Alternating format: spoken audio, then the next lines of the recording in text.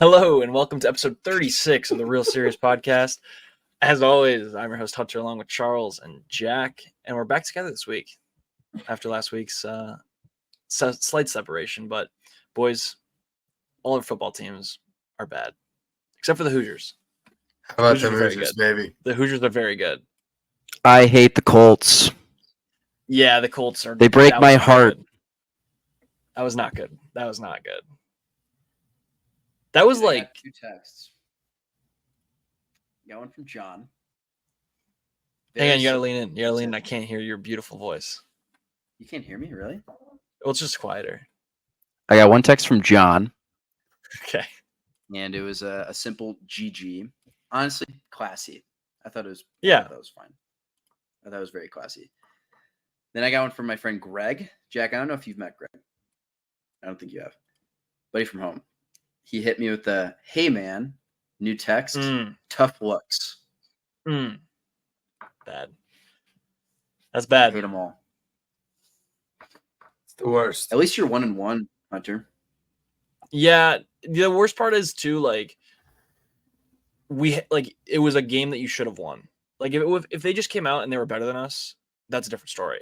But like, you 1-7 in the red zone is just atrocious. And like, we stopped him on defense. Like, you have Aiden Hutchinson who had 5 sacks today. It's just You got to pass At least you made it Laporta to the more. red zone. I know, dude. It was weird because last week they didn't pass like at all to St. Brown, and then this week they don't pass Laporta. It's like I don't know what they're doing. At halftime, Laporta had like one target. Yes, he had And one target. I genuinely thought he was dead. Like, I'm looking at my fantasy and I'm like, what is going on? Like, is Laporta okay? Apparently he is. Yeah, it was weird. But next week will be very important. So we'll see. Who do you play next week? The apparently quite good Cardinals, who dominated the Rams today. Yeah, what? The very Marvin injured Harrison. Rams. The very injured Rams did not look good against the Cardinals, who looked quite good. So I think next week is for the Lions game will be a tale of one team who looks better than they are playing a team who looked worse than they are from the previous week. So we'll see. But the Colts was tough. You guys, that was like a gimme. I don't know what happened. The run defense. Our run. We don't have defense. We couldn't stop a 90-year-old from carrying the ball into the end zone. I don't get how. I don't get, like, I thought you guys were decent on defense last year. Like, at Well, least DeForest Buckner also got something. injured. It's only going to get worse. Yeah, I guess. And our rookie got hurt. Yeah, Buckner got injured. That Latu? stinks. The Bears are also bad. So we're recording during Sunday Night Football. The Bears are not very good. Texans. Or the however, Texans are very good. The Texans are good. But yeah, that is also Indiana is just quite good at football. That was awesome. Indiana's ranked. No, they're not. Rank us. No, I know, but they. Oh, okay. I was like, what? Given time, they will. Yeah, I went to the game. It was incredible. I went to LA, saw the Hollywood sign again, saw a celebrity, saw Jonathan Majors, everyone's favorite Marvel villain. Was going to say something to him, decided not to. I also saw this comedian. Man, I knew his name in the moment, and I was going to say something to him, but we were at like the airport in security, and I was like, that feels weird to like go up to someone in security. Andrew Santaneo from one of our favorite movies of the year, Ricky Stenicki. Yep. Look, I could have had the ginger. The ginger Ricky Stenicki. I almost went up and talked to, but I was like, it's the airport. Kind of weird to bother you. So that was good. That was a fun little LA trip. I went to a script shop that was selling scripts, and I bought the script for Ocean's 11. So that was pretty sweet. I was looking for scripts for you guys, and there was just like nothing that really spoke to me. There's only one that I was almost gonna get for Chuck. It was the Lord of the Ring Fellowship, but it just wasn't in great shape. So I was like, I'll wait. Like, it just wasn't like, it didn't look very good. Appreciate it, though. Looking out for the Jenna boys. saw a celebrity, or actually a celebrity duo. Whoa. Jenna saw in Wrigleyville, the Costco guys. Boomer Doom. Boom. Boom. Boomer They saw Doom. that. Yep. They saw Boomer She Doom. saw the Did Costco she get a guys. picture? Mhm. Hang on, but she didn't see the No. Rizzler. No, She didn't see the Rizzler, so that doesn't matter. I don't know if she knows who the Rizzler is. Then I give Jenna a Doom because you got to know who the Rizzler is. The Rizzler guys- rocks. You guys have no idea how happy it makes me that you guys know who they are. Oh yeah. Several people I've been like, oh, you guys know the Costco guys, right? And they're like, no, man, what Double are you talking chunk about?" chocolate cookie. Ba-ba-ba-ba-ba. Double chunk Boom. Yeah. Ba-boom. Boom. Dude, he's like actually jacked. There was Some people I at saw one training the other didn't day. know who the Costco guys were. People stink. They should all know Yeah. who these guys are. Yeah, Yeah. I know. It is what it is. Do we want to do what we watched this week? Because I feel like I didn't watch a whole lot outside of Batman. I'll do mine. I didn't watch that much in general. Yeah, Jack, you can go. I watched The Perks of Being a Wallflower. That'd been on my watch list for a long time. It did It's a not great movie. disappoint. I know some people hold that in very high regard. So Good movie. I was really, I feel like if I said I really enjoyed that, I feel like it'd be kind of weird. Like there's a lot of parts I did enjoy, Yeah. but it's definitely pretty sad. And then Batman Begins and The Dark Knight. Almost finished The Dark Knight Rises, so I hope Hunter doesn't spoil it for me. Yeah. know, Never seen it. especially with what happens to Bruce Wayne. Last I checked, he was like hanging out in some pit somewhere. So who knows what's gonna happen with him? Yeah. I'm actually the reason I'm like really excited to talk about the Dark Knight trilogy is because I feel like the impressions are gonna be pretty great. Everyone has an impression of at least two of the Dark Knight characters. Yeah. Jack has been working on his Batman all day, apparently, because he's just, or actually more likely he's Bane. It sounds like. I could have done my Joker impression if my voice wasn't gone. Oh, there it is. He knew he had to ruin his voice he didn't want. He was nervous about it. He was nervous about it. I go next. I watched the Dark Knight trilogy for today, and then on the plane, hand up. I know we hate on Netflix every single week. I watched a Netflix original that has joined the exclusive club of this podcast, the awesome 3-star movie. A new one has joined the club, and that is Rebel Ridge. Rebel Ridge is basically like Rambo again. So it's pretty similar to the first Rambo, and it rocks. But it rocks hard as a 3-star movie. So if you haven't seen that, I recommend. I kind of wish this one was in theaters. I think I would have really liked to see that in theaters, but it is what it is. And I liked a lot. I liked pretty much the whole thing. It is a solid 3-star flick. Kind of like Beetlejuice. How about no? More like the Beekeeper. I really thought about it more. The Beetlejuice, I would lower more if I could. I gotta post that review that we. Jack was fired up when he got on the call to talk about Beetlejuice. Yeah, Bro, I've been like trying to find time to go see it again. yeah, sure. That thing stunk. Beetlejuice bad, but I got Rebel Ridge on the year in 16th place, so that's right in the middle of the pack, which is a great place for a movie like that to be in. Jack, what did you end up giving Beetlejuice out of 100?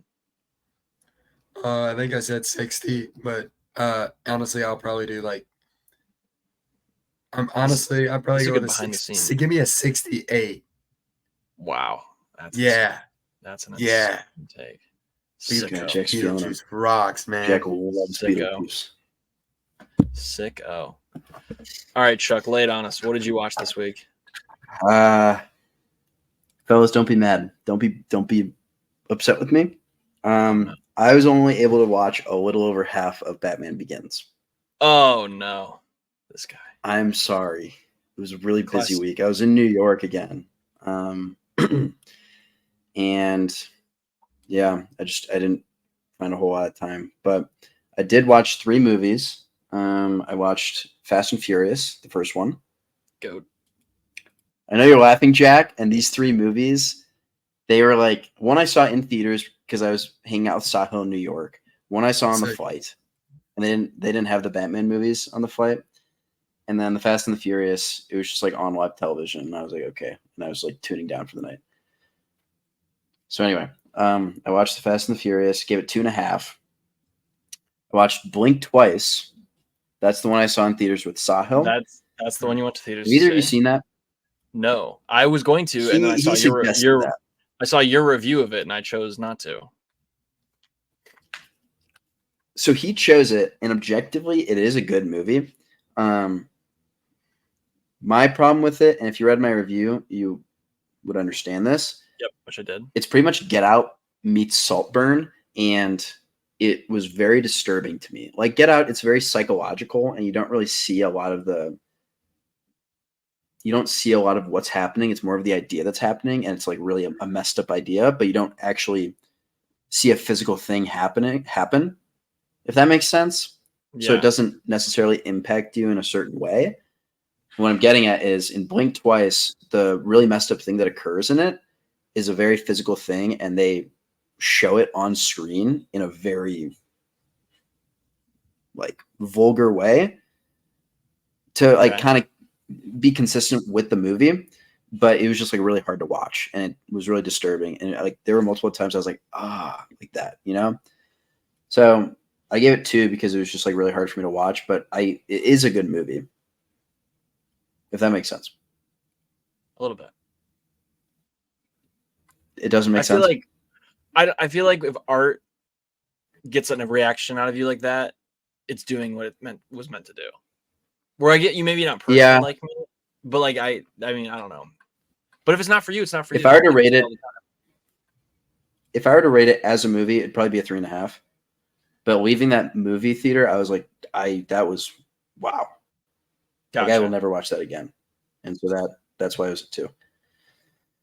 But then I watched The Devil Wears Prada on the flight, and it was awesome. So give it 4.5.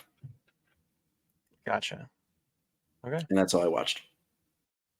All right. It's Can't cool. wait. Let's get into some news. First and foremost, we have a lot of it. That is the first and foremost. And let's start off with Dune 3. Dune 3 is being written. They're getting close to completion here on it. And we're getting Dune 3, which is Dune Messiah, which obviously I think we're all very, very excited about, especially Charles, the book guy. How's I gotta reading read Dune it. Messiah?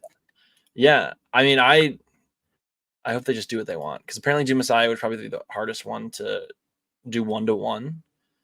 So I just hope kind of Denny does his vision of it while still honoring obviously the book in and of itself, but not 1-to-1. Is that what they said? That it's gonna be the hardest to translate or whatever? That's what the streets are saying. That's what the people That's what the people who've actually read it are saying. I will read So it we need- before it comes out, but I have not read it yet. Okay. Why don't you wait till you read I've it been- after it comes out? So then it doesn't, because like if you read it last time, it like hurt your vision of the movie for Dune 2. Yeah, but remember my problem with the first movie. Well, actually, yeah, okay, that could work. Okay. That could Okay. work. But yeah, that is the Dune 3 talk. And then Harry Potter. As someone who's reading Harry Potter, no big deal, reading a book. They're doing open casting. Oh yeah, how far are you on the second one? I started it on the plane. The issue was, okay, on the way there, I was playing my DS quite a bit, and I was like, okay, I'll read. Dude, I know it's my DS. I was jamming back in some DS games. That's awesome. And then I watched Rebel Ridge, and then I had like 40 minutes left of the flight, and I was like, all right, I'll start it. So I got about 40 minutes in, so like a couple chapters, Okay. and then the way back, I was gonna read some more, but then I was like, oh, a bunch of football on, so I started watching that, and I just kind of watched that the whole time, and then we landed, and so I didn't really have time to do that, unfortunately. But I'm gonna keep reading it this week, keep going, and then when I finish it, I can watch the second one. But this isn't about me. Come on, this is about the kids, because they're doing open casting for kids for this. And honestly, this would have to be the worst job in the whole wide world. The internet was gonna be so mean to these kids. They're gonna be so mean. Why? Because that's how Why? they always. The internet is always like that. The internet is going to be so mean to these kids for no reason. Hold on. Spin Zone, Percy Jackson. They were really nice to those kids and super supportive. Was the first Percy Jackson and the second Percy Jackson movie as big as Harry Potter has been? The whole point of the first of those Percy Jackson movies that people were like, we need a book accurate Percy Jackson. And then they finally got it. We're like, Harry Potter, I feel like so far so good with the books. But people's one complaint with the movies is they don't include everything that happens in the books. And if the whole point of this TV series is to have episodes where you actually unpack I'm small calling details, my shot now. The internet is gonna be so mean to these kids, no matter who they are. The internet is gonna be so mean. I'll take the opposing view. I'll say that All right. the internet will welcome them. Welcome them. Okay. Embrace them. That's very pleasant of you and ignoring, I think, reality, but we'll see. We'll see. I'm an optimist. Yeah, no, that's good. That's great, actually. Yeah. But yeah, that was, I don't know. If you're a child, apply, I guess. I don't know. I would, if I was a kid. Be fun. Maybe we should apply. Should we apply? I feel like we're the age where we could We're not English. We could be a background. Like, you know, like they have like the tables where all the kids sit. Like we could be like in the really far back, also having lunch or like dinner and those scenes. That could work. But we are 22-year-old people. That is correct. I feel like we don't look like we're 17. No, but if we're far enough away, I feel like they wouldn't be able to tell. Okay, maybe we can be in the scenes where they're like going to platform 9 3/4 and we're like in the background catching a train. That could work. Okay, yeah, we can do that. Yeah. We just want to be in it, is what I'm saying. Yeah. All right, let's Right. move on to. I'm trying to do this in like a way that makes sense because there's so much of it. Let's just In a go down the list. cohesive manner. Yeah. Happy Gilmore 2 has begun filming. I like Happy Gilmore. I feel like most people do. I don't need a second one. I'm okay. Why are we doing I it? say that about most sequels, to be fair. After seeing Beetlejuice, I feel like we need a second one. No, stop it. After seeing Beetlejuice, we don't need any other the movie ever in life. They've ruined it. Or I'm going to be the all-time hater on this. Fair enough. Ugh. Most sequels I'm like I'm never super eager for most sequels. Yeah. You know, Charles, Happy Gilmore hater of 2. Empire Strikes Back. It's so weird because I feel like there's so much like as soon as they're like announced, I feel like most people are kind of upset, like, no, don't touch it. And then it's either like, oh my gosh, this was so amazing. I'm so glad they did this. Or what was this? This is terrible. But I feel like for the most part the problem is they make money. Well, this one's going to Netflix, so like it's not going to make money. But of all of the Adam Sandler movies to make a sequel of, give me Grown Ups 3. I would love Grown Ups 3. No. Yes. No. I would love Grown Ups 3. It'd be like No. seniors. Yeah, they'd be Seniors going to three. college, and it's like, how do you deal with now that you're empty nesters as like an adult? I think that'd be really interesting, and like I think they could do a lot of funny stuff with that. Okay. Yeah, I am out on this before we even get it. We have a lot of Spider-Man news. I'm going to save that. Hunt for Gollum, as our resident Lord of the Rings man, Charles, is apparently getting 2 movies. So we're doing 2 Gollum movies now. Incoming Hobbit repeat. Folks, gross. That does not sound great. Gollum has always been the main character. Yeah, it's always been about Gollum. It's always been Gollum, bro. Has he? I don't get, like, I was doing like a little bit reading on the Rings of Power right now. That is just like not doing very well, that show. So I don't know if there's a lot of interest in Lord of the Rings that isn't just the first 3 movies. I think people really like Lord of the Rings because of those 3 movies, and they are not interested in anything else. My dad really likes it, if that Right. means anything. I mean, Yeah. people who watch The it seem to show? like it, but I just don't think anyone's watching it. I mean, even Chuck isn't watching it. That says a lot. Yeah, Yeah, that's what I'm that saying. is Like, true. if Charlie's not watching it, like that tells me that's not super interesting. Or Chuck's also very Yeah. busy, so maybe he'll get to it in the next month, and we'll hear Next about 7 to 12 months, we'll know. We'll know about it. I mean, yeah. Yeah. I guess we'll see if the War for Rohirrim later this year doesn't do well at the box office. I think people's opinion on Lord of the Rings is not going to be great. Like, I think that'll tell us if people really just like the first Lord of the Rings movies versus them actually liking the property of Lord of the Rings. Like, I don't know. People like how the else to Hobbit put it. movies, though. Yeah, but like, when do you, like? I guess, are people really talking about the Hobbit ever? They always talk about Lord of the Rings, and it's like, oh yeah, the Hobbits came out. Yeah, that's true. That is true. Like, I just But don't. the yeah. Hobbit movies, I think they're good movies. They're just compared Hobbit to to the me first three, feels objectively like not as Hobbit to me great. is tying it back to something we just talked about. There's Harry Potter, and then remember how they also came out with like 3 Fantastic Beasts movies? That's the Hobbit to me. Is like they're still there, but like, are they? Are they really? It's a good point. Yeah. Like when we watched Lord of the Rings for the first time, well, I did with you, didn't even think about touching the Hobbit. And like, I think that tells you a lot about the Hobbit. Yeah. Okay, that's fair. That's just fair. one They of my also opinions. so the Lord of the Rings movies. It's 3 enormous books, and they made 3 Then they movies split about them. the one and The the Hobbit is bad. is comparatively like a much smaller book that they somehow made 3 movies out of.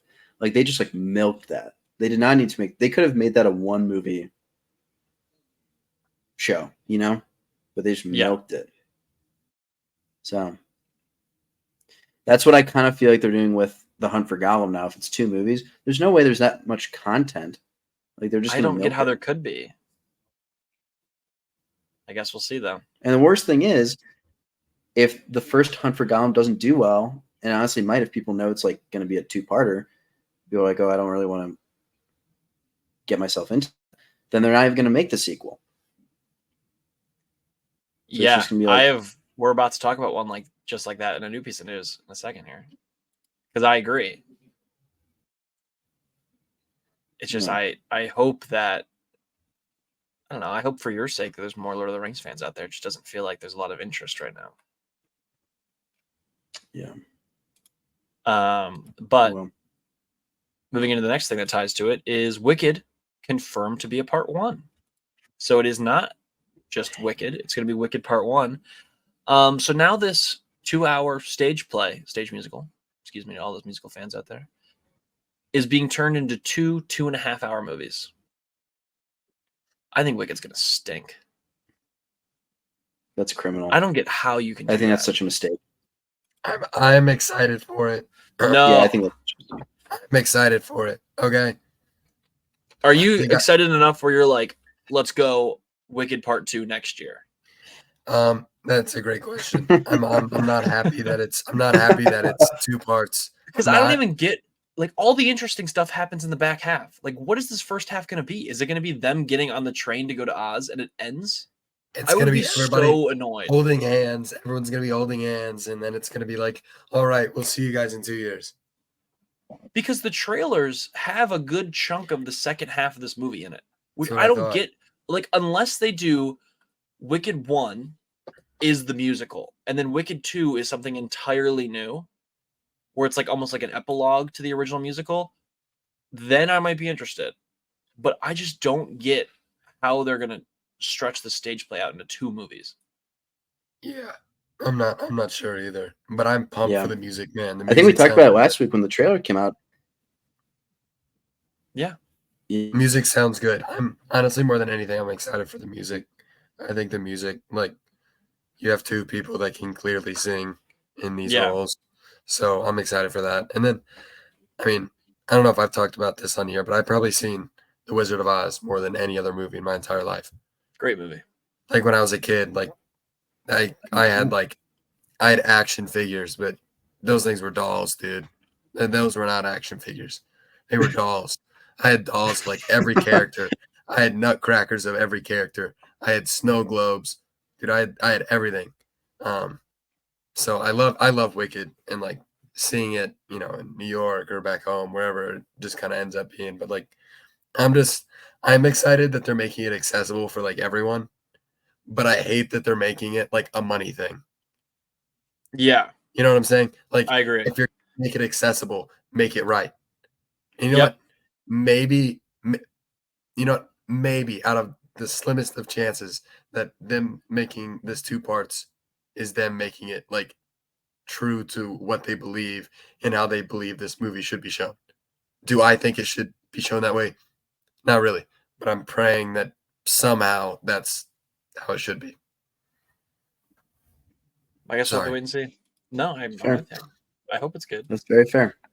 All right, I'm trying to like group the other news things together. So let's do Watch Dogs. The Watch Dogs movie has finished filming. Stars Tom Blythe. Let's go. It just feels like a decade late, but I'm actually, I don't know. I feel like hacker movies we don't get it very often. And after a couple weeks ago when we talked with Michael Mann, like talked about Michael Mann and talked about Black Hat, which is a good hacker movie, I was like, all right. So yeah, Watch Dogs coming next year. I know we said none of us really played the game. It's gonna be freaking awesome. It's gonna be literally the best I thing played ever. Oh yeah, you did like it. That's right. I played the game. Yeah, I played that game. Yeah. Yeah. That's why I'm kind of excited. I mean, I'm excited. I feel like we can get a good one here. Like this feels very like movie-esque. So like I'm kind of ready for it. Mm-hmm. Do we know who's playing the main character? We do, right? It's Tom Blythe, yeah, from the most recent Hunger Games movie. Oh, right. Mhm. Right. Yep. There's someone else in it. Oh yeah, and Sophie Wilde, who I don't remember what she was in recently that I just watched. Escapes my brain. Oh, Talk to Me. That's right. So yeah, that's gonna be coming pretty soon. And then the last piece of news we have that really isn't somehow comic book related, which is insane, is Tom Holland and Austin Butler are gonna star in a movie together called American Speed, about Indy 500 racing drug smuggling brothers. That's epic. That That's kind of so sounds cool. awesome. That's awesome. That sounds awesome. really cool. Yeah, like that sounds really cool. So, I mean, sign me up. Is this Tom Holland's like first movie back? Oh, because he took that little break. No. Yeah. So Tom Holland has done quite a few things. He did Cherry, which stunk. I'm trying to pull up the other ones. Cherry was not good. He did an Apple TV show called The Crowded Room, and then obviously Uncharted. And then yeah, just Spider-Man is up next, which we'll talk about towards the end of news. All right, do you guys want to do Marvel first or DC? Do you have an opinion? There's less DC if it makes your opinion change. Let's do DC. All right, DC. Constantine 2 has been written and is moving forward. So the first Constantine came out in the 2000s, starring Keanu Reeves. And they're doing it again, doing Constantine 2, which I don't super get how that's going to work since they want to streamline these movies and not make them confusing for general audiences. So is Constantine going to be in the new DC universe? I don't know what's going on, but we're getting to Constantine 2. Constantine, I would recommend if you guys haven't seen Constantine. I think it's pretty decent. It's like one of those where it's like it's so outside of what we get as comic movies now. It feels very different, which I like. But yeah, and then per last week we talked about how Josh Brolin was offered Green Lantern. He did not take it, so they've moved on. Apparently, Ewan McGregor is in the running, so we could have Obi-Wan Kenobi as a yeah. Charlie just lit up as a Green Lantern, and then a couple of people that have offered. So I think it seems like it's moving pretty quickly, so we'll probably get news on that next couple of weeks. And then Let's see. The Batman. So obviously Penguin's coming out this week. Reviewed next week, episode 1, along with Agatha All Along, baby. Agatha All Along. Gets to talk some Agatha. Being in LA, the amount of billboards and ads for Agatha All Along, you can't go 2 steps without seeing Agatha All Along. Also, you can't go 2 steps without seeing The Wild Robot, which I do think looks good. You don't like The Wild Robot, Jack? What? Wow. Jack. This will be Jack and my reverse Beetlejuice. I'm just not Yeah. excited for it. Oh, Yeah. Sorry. Was that loud? I just wasn't I'm expecting sorry. it. I'm sorry. Felt that in my legs. Sorry. The listeners are you're gonna good. be. I'm just not like super excited for it. I mean, I get that. I get it. Okay. But I mean, not me personally, no. I get It's why you like- might feel that way. As It's an like, what are the you? And average it's like, Beetlejuice enjoyer, I get why you feel that way. But as the Giga Chad Beetlejuice hater, I don't feel that way. The Giga Chat. Yeah, exactly. So talking about the Penguin, people asked Matt Reeves if he did direct any of the episodes this season. He said no, because he's focusing all his energy on the Batman 2. And he talks about kind of the timeline of the Penguin, and he said the Penguin ends right before the holidays. So people are saying now that means the Batman 2 is going to take place during Christmas and New Year's, which Batman in the Mhm. snow all time, which also leads to, drumroll, Mr. Freeze, which would be electric as Mr. Freeze. I think if they do Mr. Freeze right, it would be great. I saw like a concept poster the other day of like some fan made the Batman 2 and 3, what they would look like. And the 1 and 2 is Mr. Freeze. And then the third one was a zoomed in face of an owl with the eye. And in the eye, like the pupil of the eye kind of looked like the bat symbol. And that was Court of Owls. And I was like, that would be awesome. Awesome. Court of Owls. What's that? Dude, the Court of Owls is like the greatest Batman thing ever. It's like the secret society that runs Gotham that Batman then stumbles upon. That like they're like fighters are called like Talons. It's sweet. Have you ever seen Gotham? Gotham has a pretty good Court of Owls storyline. Okay. Because I think my personal prediction is the Batman obviously focused on the Batman, where I think the Batman 2 is going to focus on Bruce Wayne and how like you need Bruce Wayne to also help in the crime fighting of the Batman. But we're going to talk about that a little bit later too, because I think that's a theme in the Dark Knight trilogy as well. And that is the DC news. Moving on to Marvel, it's almost all, let's see, it is all Spider-Man themed. So it's not just Marvel, it's just Spider-Man. We got the first look at the Spider-Man TV show coming soon to Disney Plus. I thought it looked pretty good. And then we had some weird news about Beyond the Spider-Verse, which a leaker said was scrapped and wouldn't be arriving till 2027, which would be insane. And then the composer basically responded to that story and was like, yeah, this is not right. Like we're moving, we're doing great, like full steam ahead. Should be coming in the next like few years. So I don't know who to believe, probably the composer, but 2027 would be insane. Is the leaker reputable? Yeah, like that. Like I've followed that guy for like a couple of years, and he's like pretty legit on everything. And he was like defending his story, being like, "Well, no, like my guy like who leaked it to me like said all this." So I don't super know, but I mean, I still in my brain mentally, I think we will not get that movie until early 2026 to end. Like that 2026 is, to me, is the year Beyond the Spider-Verse comes out. Okay. Because I feel like we would know if it was coming next year. Yeah. So that's my thought, which I have then s- in turn could turn 2027. I have something to say about. I ran out of water. Jack is struggling. I ran out of water. I have something to say about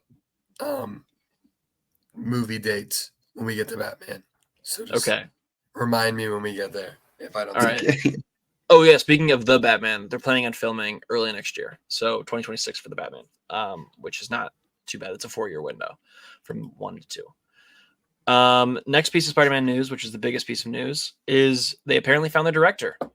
So they found their director in Daniel Destin Cretton, who directed Shang-Chi, a couple other things. He's the executive producer, and I think directed a few episodes of the new Wonder Man series for Marvel. Seem to be a big fan of him over there. And he's joining for Spider-Man 4, which they're hoping to get filming also beginning of next year. So we're going to have 2 big superhero movies filming early next year, which would be pretty great. And I think this is a great choice. Like seeing the action in Shang-Chi, I think will be very important for Spider-Man. So I'm in on that. Is that you guys pro or anti Daniel Destin Cretton? I believe it's Destin Daniel Cretton. What have I been saying? Just look at the. You've been saying Daniel Destin. I just looked him up. Oh, man. Okay. Apologies to avid listener Destin Daniel Cretton. He's gonna be so sad when his favorite podcast said his name wrong. It's gonna feel so sad. Yeah, I mean, I think I don't have like a strong opinion on this, but I like Shang-Chi a lot, and I don't know how I guess indicative of that success will be for Spider-Man because they're very different heroes, but like same universe. I think it's still exciting. If he did a good job on one, he'll probably do a good job on the other. Yeah. Jack, have you healed enough to give your opinion on it? I go what he said. Okay. Okay. All right, sounds good. All right, that's it for news. That's it for news. We can get into some trailers. Last week I did the trailers least favorite to favorite. No, I did the opposite. I did favorite to least favorite. So this week I'll do reverse. So my favorite. No, wait. I'm getting lost in the snake. I'm going to do least favorite trailer to favorite trailer this week because that's a reverse of last week. All right. So least favorite of these options. Let's talk about The Apprentice. I thought this looked bad, like real bad. I thought this looked like an SNL skit, like trailer. And the silence is telling me that maybe I'm wrong on this. Okay. I don't think it looked good. Don't get me wrong. Okay. I definitely do not have the like really strong negative feelings about it. I thought that some parts of the trailer were weird. Like I thought the music was kind of weird, and I thought the way that they presented the trailer was also like strange and kind of tough to follow. Yeah. I know that you made it seem like Sebastian Stan's voice, like Trump voice, was just Sebastian Stan. I actually disagree. In this longer version, I'm with you. It sounded better in the longer than the versus the clip. I honestly think because you can definitely still tell it's Sebastian Stan, but I also think it's good that they're not laying it on super thick. Like if they really exaggerated the Trump voice, I think it would have been kind of tough to watch. Yeah, but I think like, you can still tell it's Sebastian Stan, but you can also tell that he's portraying Trump. Yeah. I mean, I'm not like super excited for this movie, but I don't think the trailer was bad, or terrible. Yeah. I'm just worried. Like, I think you can do a movie like this in a very nuanced way. I'm just not getting the vibe of that in this.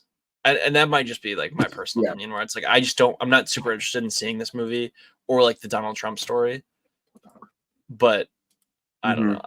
I just don't think it looks all that great. It feels I think the timing is the most interesting part. The timing, I think, is very poor. It's intentional. I feel like it is intentional. It is intentional. It's intentional. It just makes me not interested in it. And like, I'm not like, I feel like most people who are going to go see this are going to see it to be like, look at us seeing this to take down Trump in some way, where I think you could have done a very interesting Trump story if you just waited a little longer.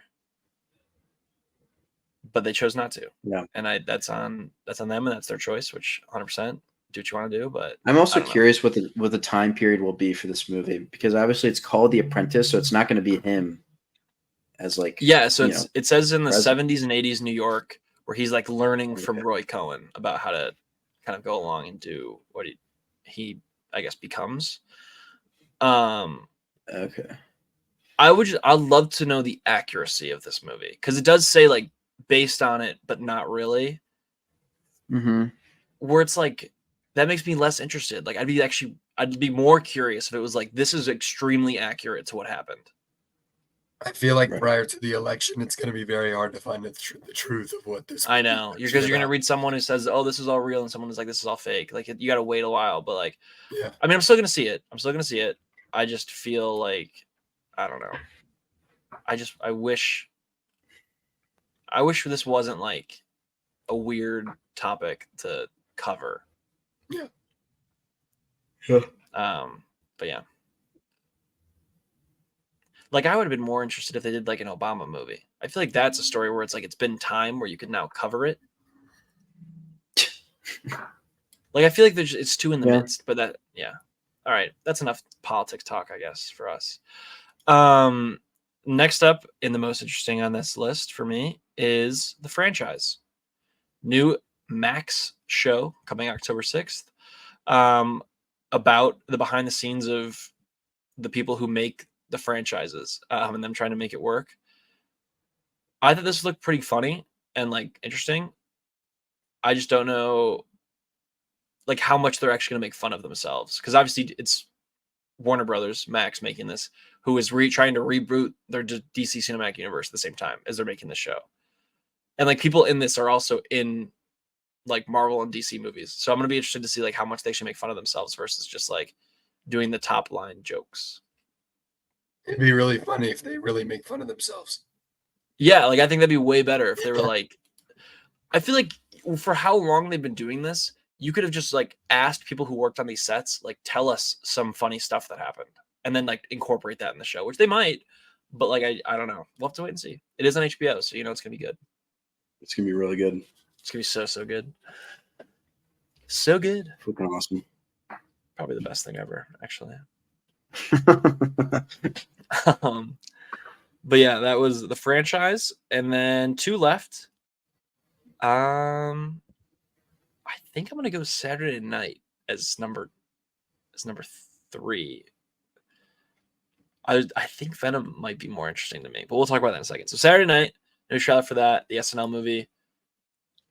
I don't have much else to say. It looks good. Looks pretty good. I can't wait. I'm very pumped. I'm very pumped. Charlie's pumped. Oh, Charlie's not pumped. Oh, do tell. I mean, same thing as before. I'm just not in. I'll go see it. This one, I'm certain that I'll go to the theater and see. I also don't really like Finn Wolfhard. He seemed like he's barely for whatever reason. I know it doesn't seem like he's in it much. So we'll see. I'm just not as excited as you guys. That's all. Okay, that's I'm kind of starting to realize it's hard to get me really excited for a trailer or like for a movie. Yeah, you know, that's fair. Hey, that's fair. I kind of feel like a hater during all these trailers, and I don't mean to be, but I guess it's just no. Hey, you gotta tell me. I am your opinion. I am. That's the whole point I'm of this critical. podcast. You have your opinion, for sure. No one is working as hard as Willem Dafoe is right now. Yeah. Or you trying to speak right now. Actually, no, it's you trying to speak right now, and then Willem Dafoe are the number 1 2 hardest workers right now. I mean, you got a little Brando in you, talking like the Godfather, like coming to me on the day of my daughter's wedding. Yeah. I mean, yeah. He's everywhere. He's in the new Yorgos Lanthimos also, which is coming soon. I wouldn't be shocked if he showed up in Venom somehow. He's just everywhere. Should we do Venom 3? Should we talk about the Venom The Last Dance? Perhaps. This trailer rocked. Oh, little Ricola action. Cola. Not Good Nad. stuff. No free ads. Venom The Last Dance. This final trailer featured Null, which for those of you who don't know, Null is the symbiote god. And from my understanding, like the god of kind of evil in Marvel. I don't super know a lot about Null. I did like some video research before this, but like Null is like the big Venom bad guy.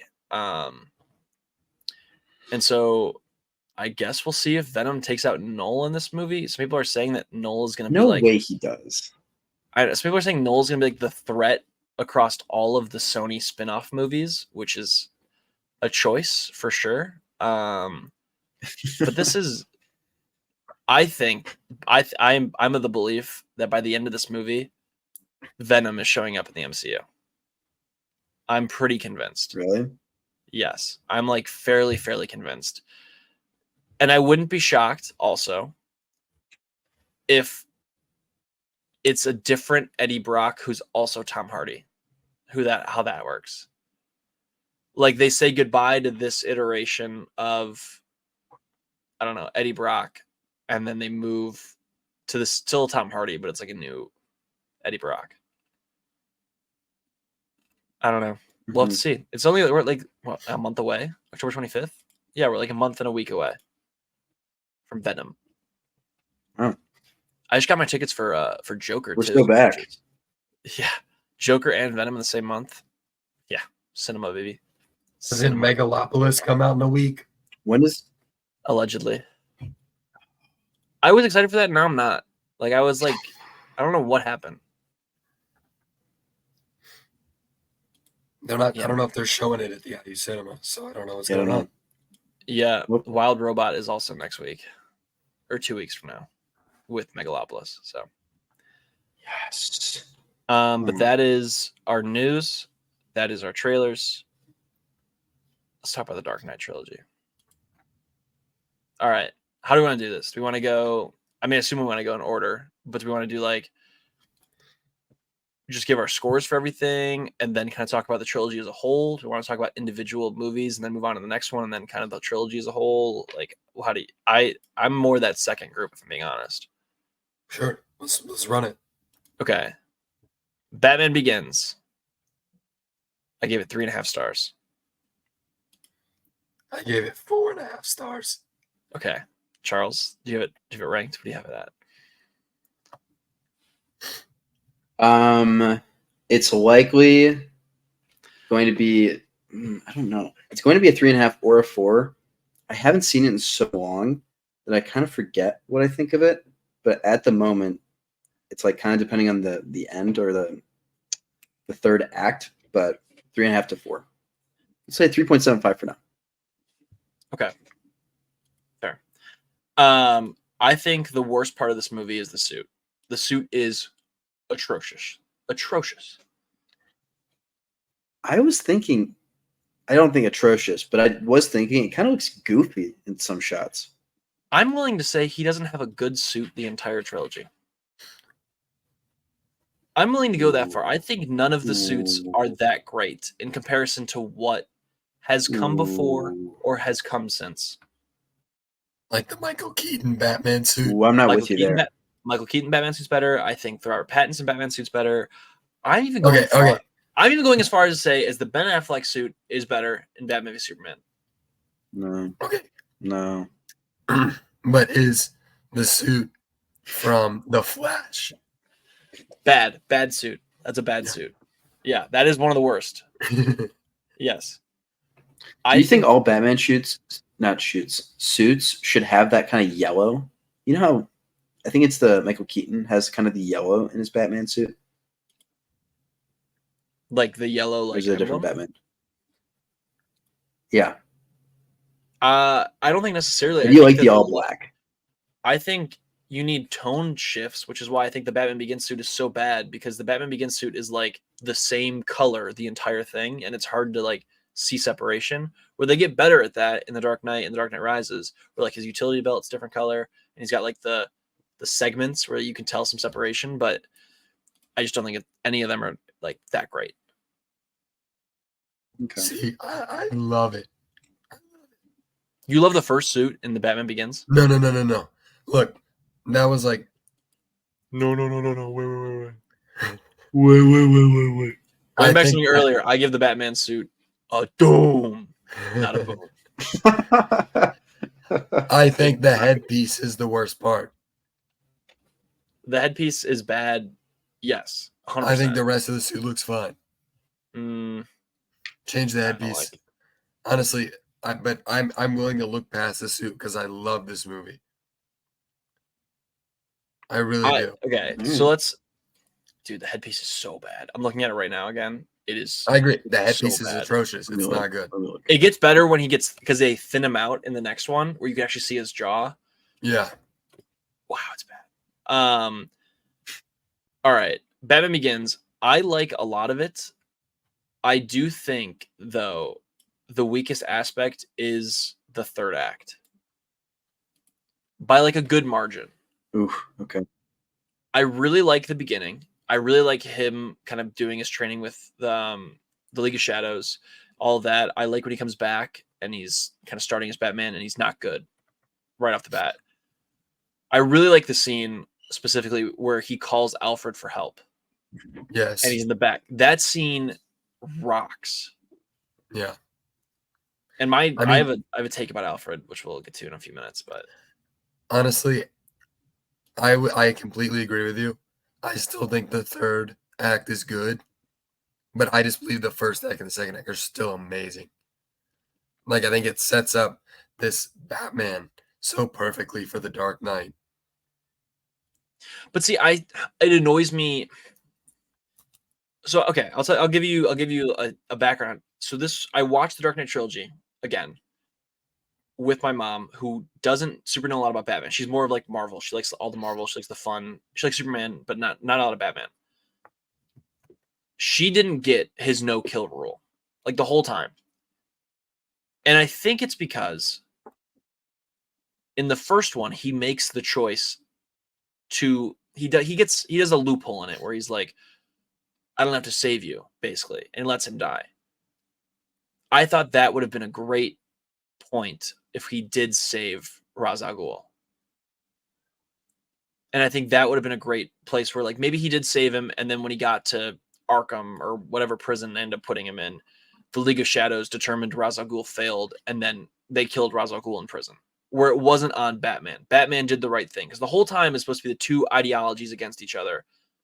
And then in the end, Batman makes the choice where he's like, oh, well, I'm just not going to save you. Like, I think that, to me, was like the big fumble at the end of this movie. I honestly kind of like it.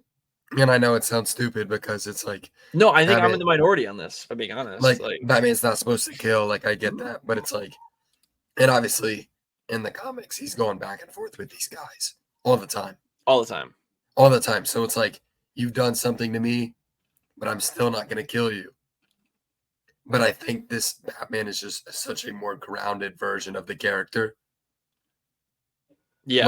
Like more realistic, you know? Like, I think obviously you have Pattinson with Reeves and everything that the Batman did, and that was a very grounded approach as well.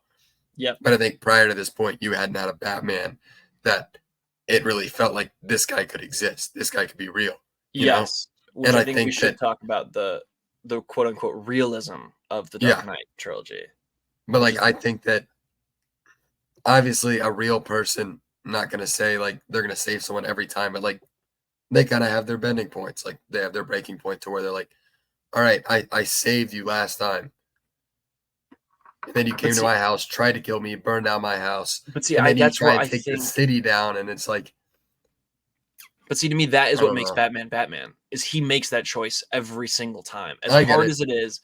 In I the get same it. way that Spider-Man always chooses the right thing versus what can make him an extra buck or like maybe help him in his relationship. He always chooses to save the extra person because that's the right thing to do. I agree, but like that's Batman, not realistic though. Like a but that's real the point. person's Is not that going to do that. but they shouldn't be realistic. They should be the goal, and that is like I think the point. Well, I think that we'd already seen so many different versions of Batman up until this point. Yeah, but then And this led into what became the Ben Affleck Batman, who just was like, "I'll do what I want. I brand people like that." that's bad writing. That's just bad. That's to an extreme. But because then I think when it goes along, he does follow the rule. This is the only time he doesn't do it, which is why I think it hurts this movie. Like even the person, if you're gonna let anyone, just hey, I don't have to save you. It should be the Joker when he fell in 2 in The Dark Knight. But he does save him. He does choose to save him because that is the whole moral. We'll get to that. Hang on. I don't want to jump into that. I got you. I guess that's just why I think Batman Begins is the weakest of this trilogy. However, having said that, I do think Batman Begins has the best Gotham of this trilogy because Gotham feels like Gotham. They have the Narrows, they have Arkham Asylum, they have all this stuff where in the Dark Knight Rises magically goes away. Like in the Dark Knight Rises, where they take over the city, the Narrows are just not even there, which is insane. Yeah. And it just became Chicago, which is fine In for this Chicago, then New York. Yes, it was Chicago, then New York, and then like back to Chicago, and it like I get what they were doing. They wanted to make Batman realistic. They wanted to make his world realistic. So if you're going to make Batman fight in a crime in a city, why not do it in a city that is pretty crime infested and make it Chicago? But I think that takes away a lot of what makes Batman special.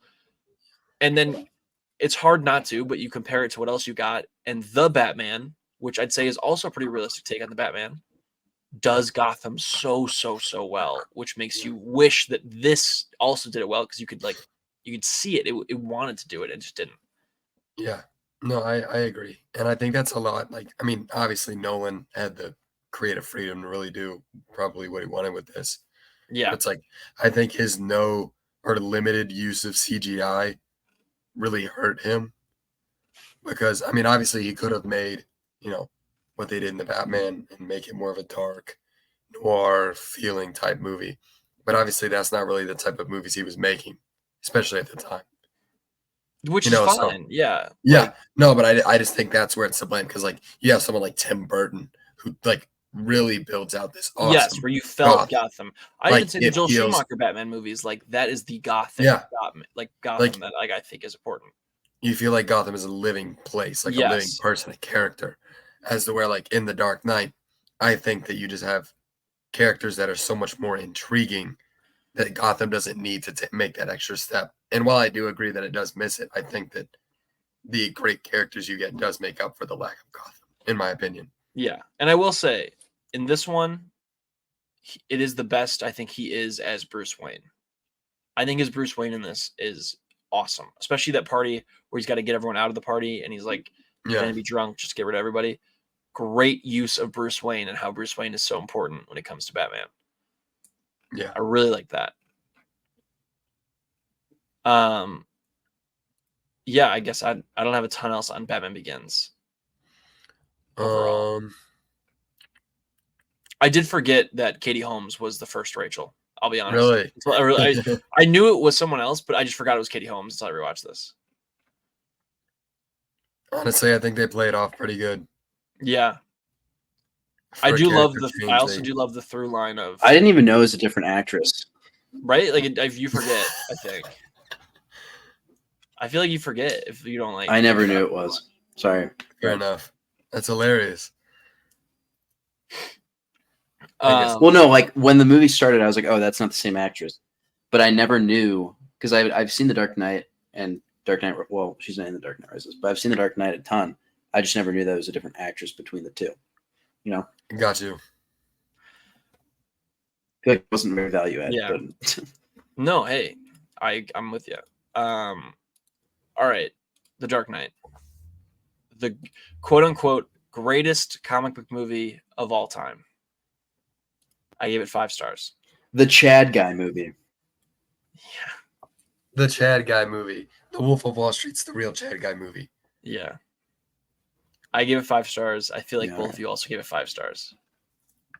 5 stars. Yeah, it's 5 stars. Forever and always. Never change my mind. My favorite movie of all time. There you go. Yep. I'm of the opinion that this is probably the best comic book movie. Hang on. Movie that is based on a comic book. I think there are better comic book movies. There you go. Yep. I think that is a very appropriate take when it comes to this movie. Can you repeat that? I think this is the greatest movie based on a comic book. There are better comic book movies. I understand what you're saying. I think that's a very fair take. Yeah. I think that this is an incredible... I wrote it in my review. I think this is an incredible understanding of the symbols that these characters represent and really dives into that. I do also think that it is a movie in which Batman is kind of on the back burner for a good chunk of it. You're really there. I mean, in all honesty, Harvey Dent is kind of the main character of this movie, along with Gordon and the Joker, obviously. But then Batman is also, there. I forgot how much happens in this movie. I forgot the whole kind of subplot with the accountant at Wayne Industries who Yes. is going to reveal Batman's identity. Mr. Reese. Yeah, Mr. Reese. Mr. Reese. Mr. Oh my Reese. Mr. Reese.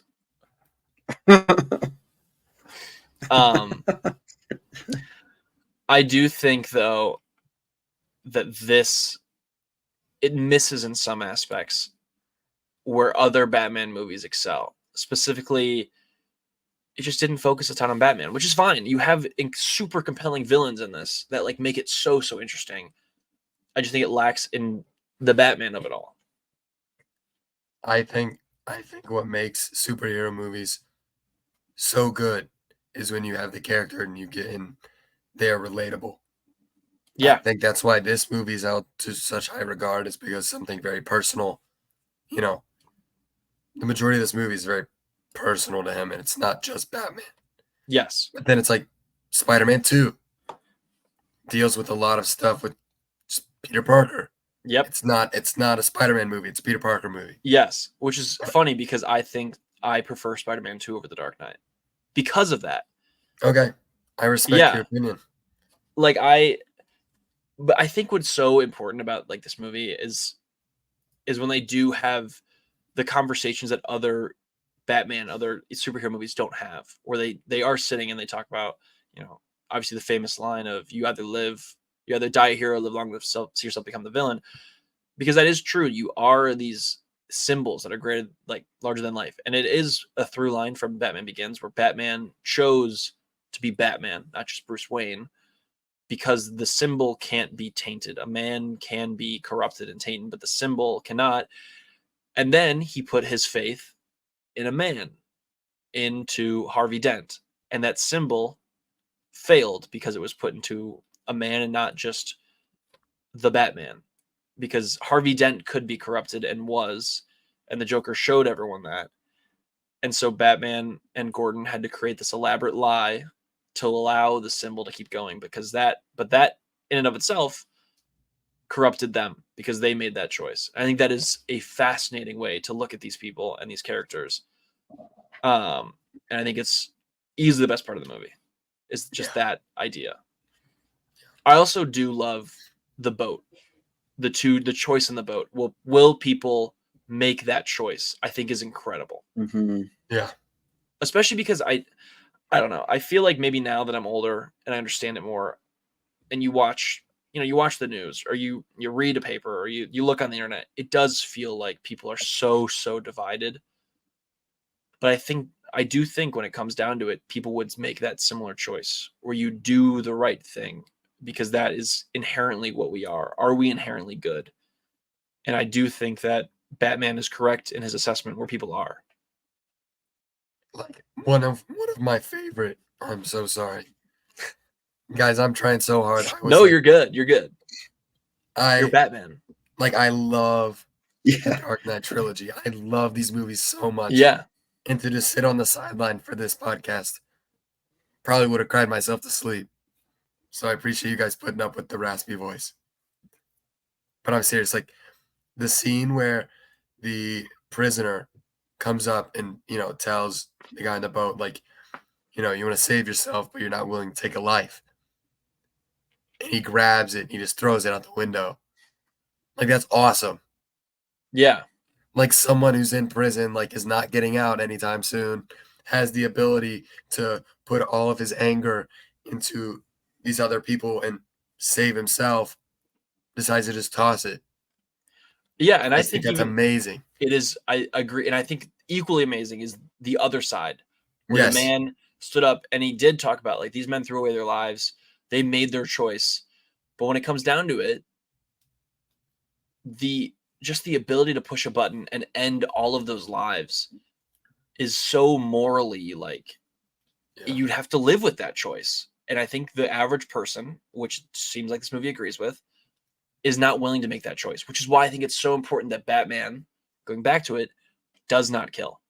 Because if I the got you. symbol makes that choice, it trickles down to the people who believe in the symbol. And by Batman making that choice, those who are inspired by him understand the weight of that choice. I think it's just really awesome. Yeah.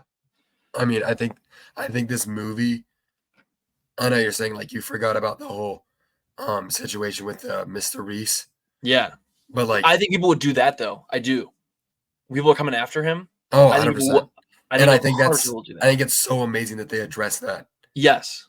That like people like, and I love the conversation, like Morgan Freeman, and he's Yeah. like, "You're telling me that your boss, Yeah. one of the most wealthy men in the Yeah. entire world, is dressing up and beating criminals to a pulp, and you want to black like that whole conversation is amazing."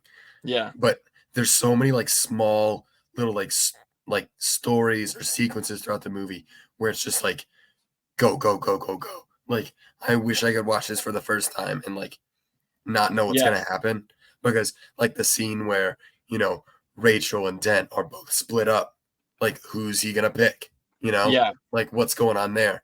And then you have the scene where Mr. Reese he's like someone kill Mr. Reese, and then he's basically getting in his car and trying to save him, and then you have the boat scene. I mean, there's just so many different scenes in this movie that allow it to flow so easily, and it's so Yeah. effortless. I mean, and then Harvey Dent becomes Two-Face, and he's just going around and just murking whoever he wants. I don't know. I could talk about this movie for like 3 hours. I also do think that no, I'm with you. I love this movie. I do think also what helps and makes the point even hammered home more is that when it was just Reese and people did go after him, I do think that ties to the theme of Batman, where it's if it is just one man or one person, that is a thing that you can go after. But it's the idea of something that is harder to do and handle. Where on the boats, they were a boat full of criminals and a boat full of people. You don't know the specifics, and so your mind fills in the blanks. And where it's harder to compartmentalize that and deal with the unknown. Whereas, people can be corrupted when it's just one person. I think that was also really important. Yeah. I also love the fake Batman in this movie, where it's like, what's the difference between me? I'm not wearing hockey pads. That's awesome. Awesome. And then what else? I don't know. One of my friends, Okay, go. one of my roommate from freshman year, he does not like Aaron Eckhart's Two-Face. Your friend is wrong. And I'm just like, I didn't know if that was a popular opinion or not. Your friend is wrong. He's amazing. Objectively, your friend is wrong. He's like awesome. Wait, why doesn't your friend like him? He just thinks he's like goofy and corny, like saying corny one-liners and stuff. I thought it was brilliant. No, I think he's amazing. Two-Face. He's so not to mention, So I think he looks amazing. He does. 2008, this guy looks amazing, and I know 2008 is incredible. Like not that far ago, but still, like yeah, no, it looks really, really incredible for a guy that hates CGI. Like this looks awesome. Like I also do think one of my favorite parts of this entire movie is at the end when they are making that choice and they turn his face. Yes. And it is like the clean, like the normal side, and it's like that's the Harvey we need to remember. I think is so good. Yeah. The ending of that movie, building up with the Hans Zimmer score. Yes. I could run through a brick wall. Like you could tell me to. I'm not even gonna say that, but you could tell me to do anything. Turn on the Hans Zimmer score. Turn on the ending of The Dark Knight. Dude, I'm ready to go. Yeah. I will do whatever. Like I ended that and I told my roommate, I'm like, that's a movie right there. Yeah. No, I finished the movie and I'm like, that's just awesome. It does make you so excited for like what's to come too. You're like, I gotta know what's next. Anything else in the dark? Oh, the letter. I think the letter is so important. And like it becomes obviously very important in the next one. Which we'll get to, but like the letter to me is like maybe one of the best choices they've made in this entire trilogy, just because it does speak volumes to what Bruce would never admit, that Rachel knew, that he Yeah. could never live without Batman. Yes, he wants the symbol to live on without him, but until he got to a point where he understood something greater than himself, he never could do that, which she always wanted for him. And I was like, that I think is so good, which we'll get to when we talk about Dark Knight Rises, because that ending is awesome. Okay, Dark Knight Rises. I also give it 5 stars. Yeah. I also give it 5. Mine's subject to change. I have it at 4.5 right now, but we'll see. I have a Mine's hot 5. take about the Dark Knight Rises. I prefer the Dark Knight Rises over the Dark Knight. Like That's think a scorching take. I know. I hand up. Dark Knight is a better movie overall. No question. I think the Dark Knight Rises I prefer. Like as a if I'm like, hey, rank these in like the way you like them, I think Dark Knight Rises number 1. Like objectively though, Dark Knight Why is is that? I think it's the way it all comes together and like brings the first two together in kind of like a great ending conclusion. Just works so well for me. And I also do think it's because of the deeper. I think there's a deeper focus on Batman, which I find way better. Like in The Dark Knight, I felt like Batman was 4th on the totem pole. And I think The Dark Knight Rises, he is 1 or maybe 2. And I do think it's an interesting story of, I don't know. I'm like, they're pretty close in my mind. Like, I might watch these again in 6 months and be like, no, The Dark Knight's, I like The Dark Knight more. I don't just right now rewatching these. The Dark Knight Rises, I really love, just really, really love. So should we talk about this more? I think we should go into it. Catwoman, that opening scene, great. Awesome. Yeah. And this goes back to the realism where like, if you did go fight crime for a few years, your knees and elbows would be so destroyed. I mean, no cartilage is insane. Yeah. Well, what I didn't remember is that it was 8 years. Yeah. After The Dark Knight. Like 8 years. Like it wasn't just like, no shots at Marvel, but they would have just been like, oh, it's 4 years later. Yay. But like, they're like 8 years later. Like, I don't know why. Like, I feel like with all the Marvel movies, they're like keeping up with the timeline. You know what I mean? The timeline's very important for Marvel stuff. So like, I get that. But like 8 years, I was like, that's crazy. Yeah, I mean, people in real life had to wait 4, which is a lot, like, is a while. Yeah, well, I want to talk about that very quick. Yeah. The original Batman Begins came out in 2005, and then The Dark Knight came out in 2008. It was like 3 years, you know? Yeah. It was like Across the Spider-Verse came out in what, 2023? I do think, yes, that is 2022. Wait, or 3. 23. I think, right? I do think there is a difference, though, just because in the aspect of that end with a cliffhanger that was supposed to be resolved like 7 months later. And now we're looking at 4 years later. I gotcha. But I do agree. I think people need to be patient. In the same way, like, I'm very, like, I will wait an extra year if the Batman Part 2 needs it. Like, I'm perfectly fine with that. Yeah. I mean, I also think it's like, okay, The Dark Knight ends 2008. Dark Knight Rises 2012. It's 4 years. And it feels so weird because, like, I don't care. Like, good art takes time. And I'm just like, if you want to, I mean, don't wait like 10 years to release, Beyond the Spider-Verse, because I really wouldn't like that. No. Probably have a whole different life than I have now. Yeah. I don't know. But like, it's so weird because I feel like people are so less patient. I mean, there was 5 between the Spider-Verse 1 and 2. Yeah, I know. I don't know. That's just my opinion. I just feel like people tend to like look at it now. It's like, oh, it's coming out. Oh, it's so far away. Like, oh, I know. Like, I'm just like, well, like I told the people I saw the Cross Spider-Verse with, I'm like, there's no way that's coming out next summer. Like, there's no way. Yeah, I felt pretty similar to that when I saw it. I was like, that's like some of the best animation I've ever seen. Like, there's no way that comes out next year. And I mean, the strike and everything. But sorry, that's besides the Dark Knight. But I think the Alfred moments in this are so amazing. They're so good. And I think he is the bridge between He's the unsung hero of this trilogy. yeah.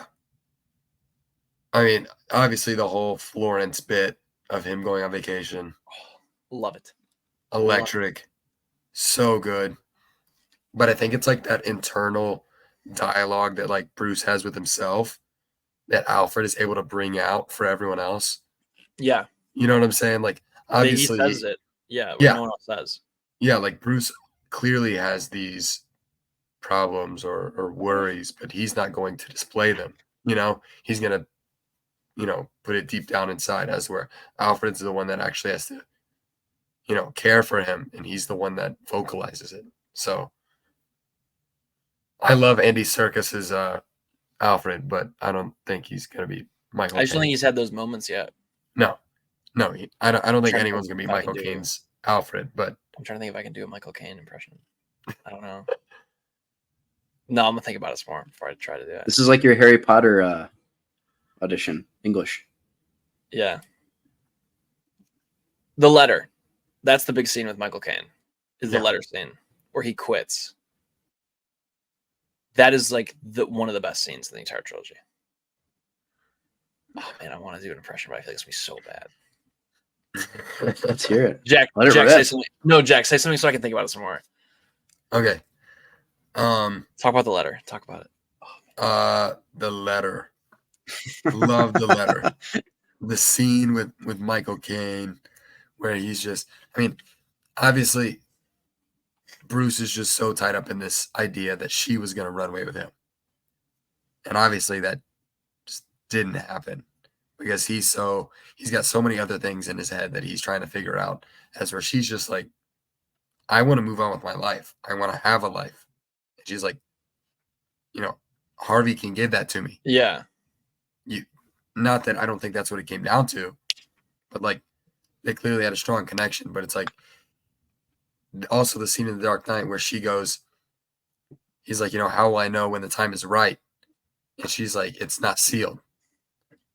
Because she clearly wanted him to read it so that he would know when the right time. And like, yeah, he gave it to him. And it's like, and then that's just the beginning of when The Dark Knight falls. Yeah. And then he has to rise. Oh man, okay, I'm gonna try it. This is Judgment Free Zone. He's like, because I think the best part too is he's like, he says it without saying it to Bruce. He's like, oh, I'm really nervous about this. I feel like No, good. Perhaps she. Oh, no, it's so bad. No, it's so bad. No, it's so bad, dude. oh, bro. No, it's really good. No, it's not. What if she wrote you a letter? And in that letter, she said she chose Harvey Dent over you.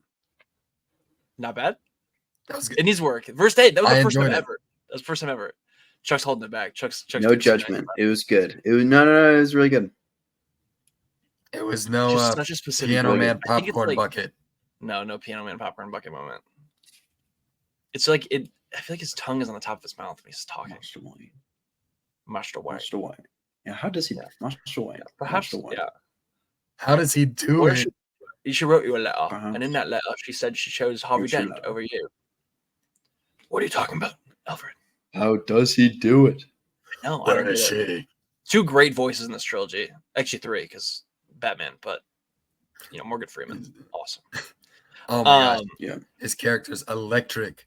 So good. And I feel like- I do love, for the realism aspect, though, going back to what you just said, Batman is injured. He is not at full capacity. I think that's Yeah. so important.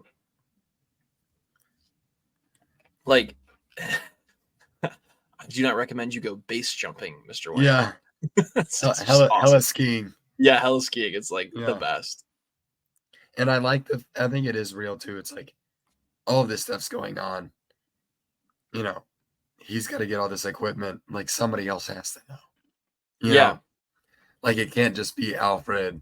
like somebody else has to know that this guy is Batman. And Morgan Freeman is just so cool, man. Well, speaking of guys who know it's Batman, Robin knows it's Batman. He knew it. Yeah, I know. Which I think is a great way to prove that he should become the next person who takes up the cowl, is that he figured it out. Yeah. Besides obviously being like the I orphan. thought you and all, hated kind of, that part of it. No, see, I rewatching it, that's what I'm saying. I think rewatching it is I got it more. Where I was like, I get it now. Okay. Like, I think that is an Mhm. awesome choice. I also think it's a great choice where at the end, during the final kind of battle, he was the one saving children. Yeah. Something so specific about that, where it's like you save kids, I think is so. It's just in the same way, bringing up the Batman again, we're in the Batman, where when Batman goes into the water and is kind of reborn, and he goes to save the mayor and everyone, the first person to actually use and take Batman's help is a kid, a child. I think that is like such an awesome symbol for like Batman in of itself. I love Batman. I like it. I feel like this goes like not unnoticed. But it's like you have this long 8 years and you have this legend where this kid who's like, you know, in a foster home. It's like a foster home, yeah. Mm. Orphanage, I'm not really sure. School for boys. You know? Yeah. But it's like this young kid like knows who Batman is. And he's like, you know, I hope he comes back. Like he knows the lore. Yeah. Like 8 years later, people are still talking about this guy. But also they You don't know? know. Like they don't know like the whole idea of the Batman. No, exactly. Like they don't know where he is. They don't know if he's coming back. Like yeah, like even in the same way, like those, like the little boys were like, was he even real? Like, you believe in the Yeah. Batman? Yeah, like because he really only was around for a couple of years, if that, in the first two movies. And I do the one part I love is when he does come back, and then the older cop is like, "Oh, you're in for quite a treat." To the younger cop, it's like that is so awesome to me. Yeah. Oh man, I love that. I noticed him later on Gordon's team later on in the movie. He was like one of the guys really? who, when they got judged by Scarecrow, he was like in that group of cops. Huh. Which was nice. Oh, that's sweet. I guess it's hard to talk about this without talking about Bane. I thought his 100%. Bane was great. So Like, good. the mask was awesome. The voice is great. I just forget I'm not it's gonna do Tom the Hardy voice. every single time. Like Yeah, if you told me he's that guy's the same guy that does Venom, he's so that- he's ginormous. that doesn't add up. That like his back, bro, That's what his back is huge, massive. massive. Bro is literally just in the gym doing back 15 times a week. Like it's I mean that like insane. no back days Insane. off, dude. I do think though, of the entire Dark Knight trilogy, this has the most controversial ending of the Talia al Ghul reveal. Which, having rewatched it, I don't really dislike. I don't love it, but I don't think it's a negative. It's very neutral to me. I don't know. You guys might feel differently. Jack obviously didn't finish it again this time, but like I don't hate the Talia al Ghul reveal. I don't hate it, but I don't love it. Yeah, see, right? Like I just feel I'm very indifferent. down the middle on it. Yeah. Like I don't have an issue with Bane not being like the bad mastermind behind it all. I was just pretty indifferent on it. But like, I also like the fact that they didn't make Bane invincible. Yes, he was still just a man. Like he's a man, and that's what I think I love about these movies. Like it's not just like some dude taking 1,000 different punches, and he's just like, you know, Yes. like every single time he like, and then obviously even Batman gets knifed, you know. Yeah. The little knife So- takes him out. Yeah. And then Anne Hathaway comes to the rescue. Yeah. Please save me. Dude, she's actually so good in this movie. Oh, she's awesome. But I think it also does go back to when you look at the one cop who escapes my brain, when all hope was kind of lost and he chose to go home, be with his Run family, away. Yeah. and Papa then from the Stranger bat, Things. yeah, his Papa from Stranger Things, and then the bat symbol lit up in fire, and the symbol once again inspired someone to do the right thing. And I think that no matter, he knew that he most likely wasn't going to make it back, and he didn't. But like the symbol is powerful enough to do that. I think is so awesome when it comes to Batman. Yeah. Like oh man, this trilogy rocks. So It's good. just I Also the ending is great with him in Paris, wherever they were. oh my gosh, Florence. Yeah, he could finally do what Rachel always wanted him to do. Yeah. I have another like small thing to add. Yeah. I don't know if you guys know this, but a day, I guess tomorrow, a year ago, we all watched The Dark Knight Rises in theaters together. Us That's three. right. We did. Aw. That's right. When they did they redid them. Yeah. I was looking at my logs and I was like, that's crazy. So I was just I genuinely wish they would re-release this every year I know. because I would see go 'em. and watch all three of them again. I would go see him again. Oh man. And I'm very happy that you got to see the Batman in like a nice Yeah. theater. See it in Dolby again. It was Because great. every time I saw the movie in theaters, it was at the IU blue, the Yeah. AMC. But not that the AMC's bad. It's It's just they don't have the premium screens. They don't have the premium screens. I don't think the sound quality is the best either. No, definitely not. But it's a movie theater, and I'm very grateful that it's there. And if they need help with funding, I can help find people. I will not pay, but I will I will start a fundraising page.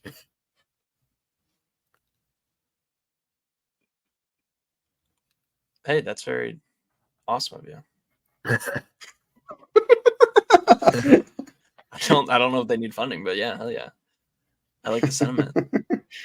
Yeah. Okay. Sorry, that was a side rant. Okay, how do you guys rank these? Like, because obviously I just said like the Dark Knight obviously I think is the best one, but is that both your favorite one, or I'm the only one who doesn't think it's 2, 3, 1 for me. I think that's the usual choice people make. It's 2, 3, 1. Yeah. I think I'm 3, 2, 1. If I said 1, 3, 2 and just like was crazy. I don't know, because I think right now, especially after the last time I watched The Dark Knight Rises, it was a lot better than I remembered it to be. It was. So, it's better.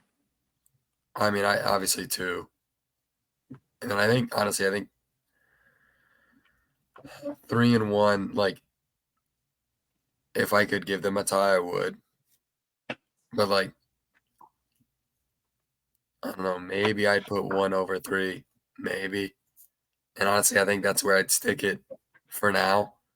Because I think 1 has always been, like, I've always loved it. And I feel like every time I've watched it, I've always been like, yeah, like, that's it. That's where, like, The Dark Knight Rises, I think. My opinion has recently changed on that. So I think that's where I'd hold it. Okay, so I guess what is your guys' opinion on this versus the Batman? I think the Batman is better than these three. Now, hang on. Having said that, I still think The Dark Knight is a better movie. I just think the Batman is a better Batman movie. And I hate saying that because I think it's so stupid that people say stuff like that. But like, I just think objectively it's true. I have Honestly, the Batman rated higher right now, but that might change after I see The Dark Knight again. I haven't seen The Dark Knight recently enough. I think the Batman is like a near perfect film. Super recently. Honestly, I agree. I mean, not to say that, I mean, like I said earlier, The Dark Knight's like my favorite movie of all time. I don't think that's going to change, at least anytime soon. But like being able to see the movie and feel the hype when it's coming out is like a feeling you can't get from Yeah. movies that already did come out. Like I wish I could. I mean, obviously I was alive during 2008, but like I was 6 years old. You know, my Mhm. dad's not gonna take me to go see The Dark Knight at 6 years old. But like the Batman, like everyone's like, I remember going and I saw that and I'm like, that was amazing. And then I went and saw it 2 more times, and it just rocked every single time. Yeah. So I was like, I get how it's like people's favorite because it's like if you live through that experience, I feel like that in and of itself is just amazing. I'm with you. I think that in the same way that we feel about Spider-Man, where the Spider-Man you grew up with is the one that's your favorite. Yes, you may have a different opinion as like time changes, but usually it's the one you grew up with. I think that's what people are going to feel about Batman, especially when it comes to the Batman trilogy and then the Dark Knight trilogy. Well, I like how the Batman is literally a 3-hour movie, and it's like they don't do an origin story. They don't devote And 20 he's minutes. Batman so much of it. I mean, it's amazing. Like start to finish. Like, I don't know. I do think it's also like the city is a character. Where in these 100%. the city is not a character in these movies. It gives you time to like actually feel out Gotham Mm-hmm. and feel out the other people as to where Dark Knight, it's just another person. Yeah. Yeah, I'm gonna be honest. I don't think there's anyone trying to dress up like Batman and go beat people up in the Batman Gotham. No.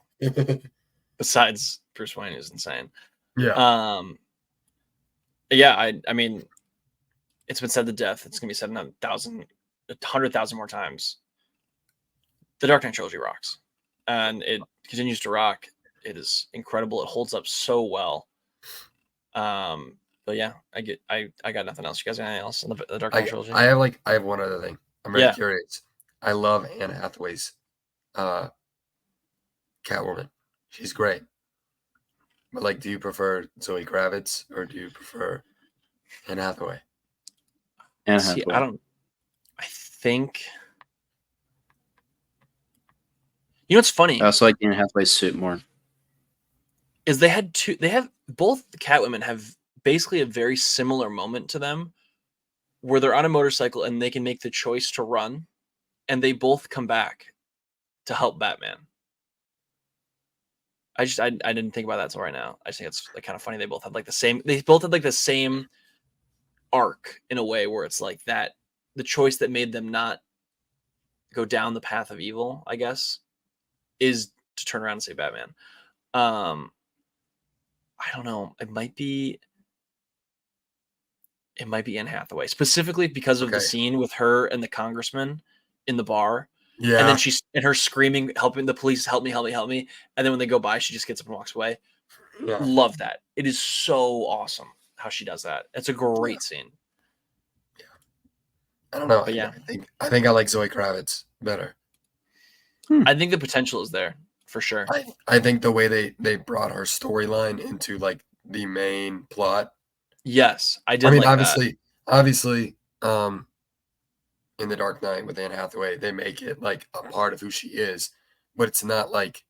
I mean, it is a part of the plot because like that's how she gets tied in with Bane, and I get that, but like, I think like the end of the movie, Zoe Kravitz specifically being like, this is like very much her story as much as Batman's. I think it's awesome. Yeah. And then my last comment to add, The Dark Knight, the club scene. It looks really bad in comparison to what we got now. It looks really bad. Goofy compared to the Batman's. Like oh my gosh, it does not look good. I thought that immediately watching that. I was like that. Also, the action in these movies is not great. Yeah, I agree. Like just overall, he looks clunky. He doesn't look like he's like fighting very well. And then I know he loves to do the elbow up, elbow down. He always fights with his elbows for some reason. Yeah. But yeah, overall, these movies rock. I think. Awesome. Yeah, they're great. Anything else? Charles, anything? Mm-mm. All right, let me pull up the schedule. So next week is gonna be a very busy podcast. We will have Transformers 1.